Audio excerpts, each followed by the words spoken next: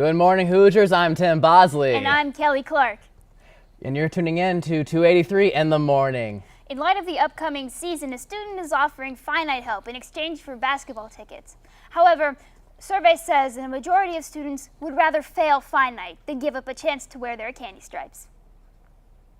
In other news, the IU Police Department is now finally cracking down on that anti-smoking rule. Unfortunately, the residents of the Collins Hall are very upset and have begun to strike. Typical. A student's online video surfaced last week featuring a totally ridiculous dubstep remix of the campus clock tower's bell chimes. Wow, Kelly, that is so sick. Isn't it? And now I'd like to introduce the touching story of a local freshman who finally managed to escape from the IMU with her life after being lost there for 2 weeks. Wow. Bill's there with the details. Take us away, Bill. Thanks, Tim. I'm here with Samantha Miller, who's here to tell us about her experiences.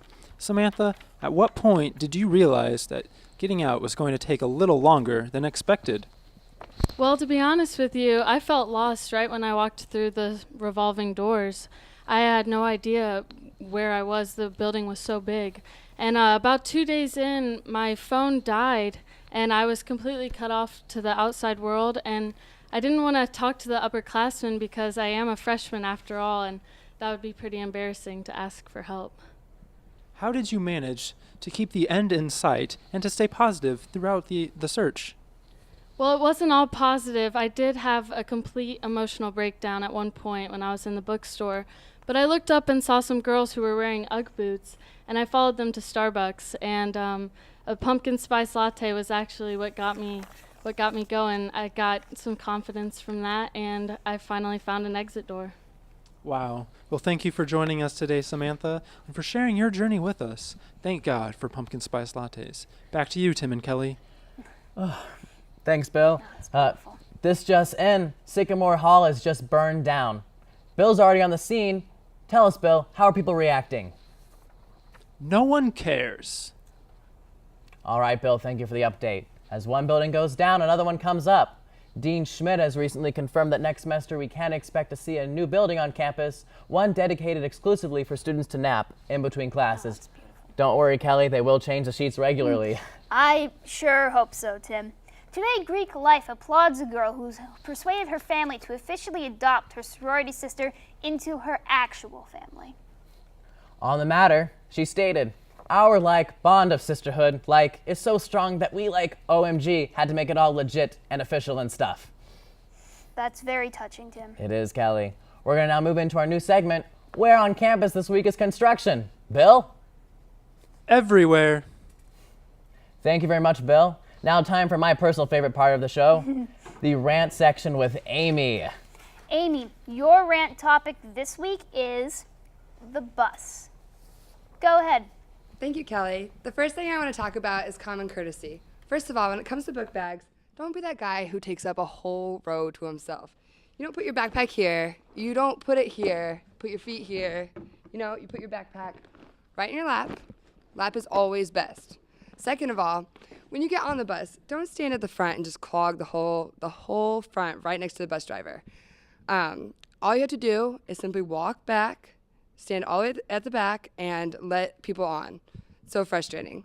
Third of all, if you're going to be on the bus and in public, don't go out with BO and bad breath. Brush your teeth, put on some deodorant. If you're hungover, we don't want to smell your alcohol breath.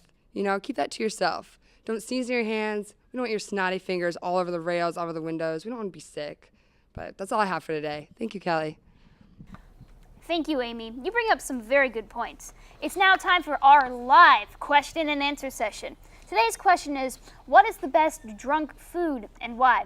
If you're new to this segment and would like to submit an answer, follow us on Twitter and tweet us your response. Responses will be picked randomly for a feature on the air.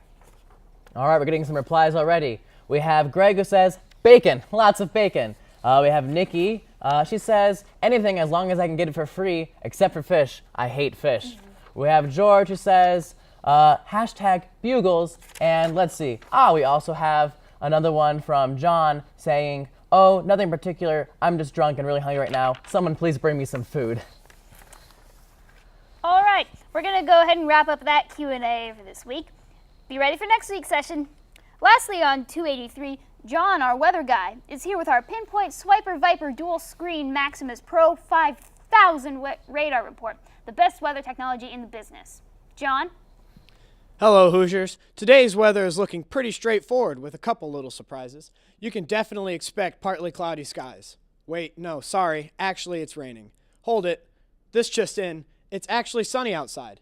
So as for the rest of the week, we're going to be experiencing some beautiful fall weather with a couple possibilities of severe weather on Friday and Tuesday. Temperatures ranging anywhere from 40 to 90 degrees, so dress accordingly. That's all I've got today, so if you didn't even listen, you can always just check out your phone's weather app like you were probably going to do anyways. I'm not even sure why they pay me to do this. Okay, thank you very much, John. All right, well, that's all the time we have for today. Thank you so much for tuning in to 283. I'm Tim Bosley, and don't forget, stay classy, Hoosiers. And I'm Kelly Clark. Thank you for stopping by. But really, stay classy, Hoosiers.